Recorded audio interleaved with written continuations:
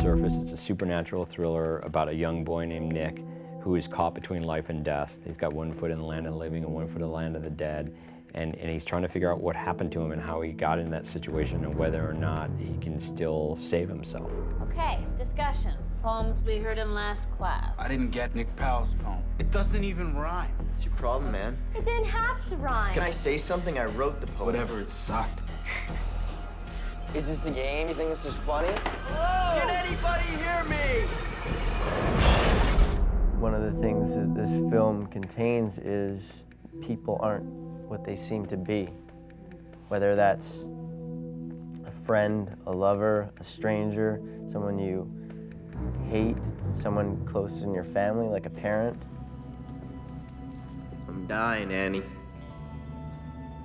I don't have much time left, and you're the only one that can save my life. Annie is definitely a voice, and I think representative of a lot of themes in the movie. You know, the idea of being invisible.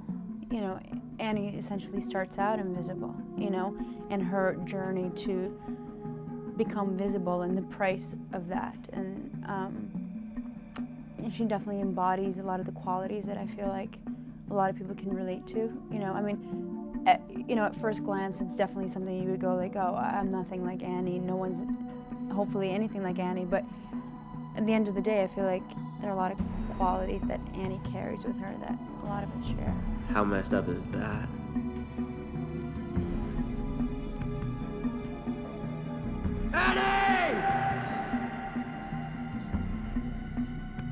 I play Nick Powell's best friend, so this loner, cowardly character who has nothing going for him in his life except that he's got this really good friend who's about to kind of disappear from his life too. So he's this guy who I've always felt is the guy who, like, you know, walks through the hallway and nobody takes notice. You know, not because he's like, you know, like alone and he's the loner. You know, they don't even notice that. You know, he's just the guy who just, you know, nobody will remember ever. Like, they're like, I went to high school with you. And they're like, really? Where'd you go? And they have no idea he went, you know?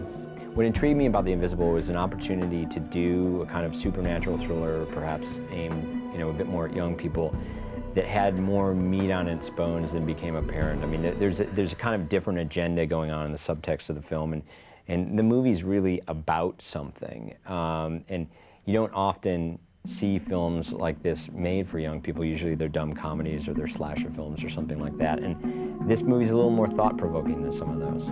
My son is missing. 18-year-old white male, Nicholas Powell. I'm right here! This is not right. You saw me.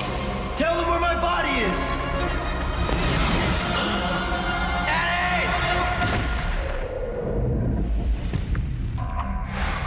I'm alive.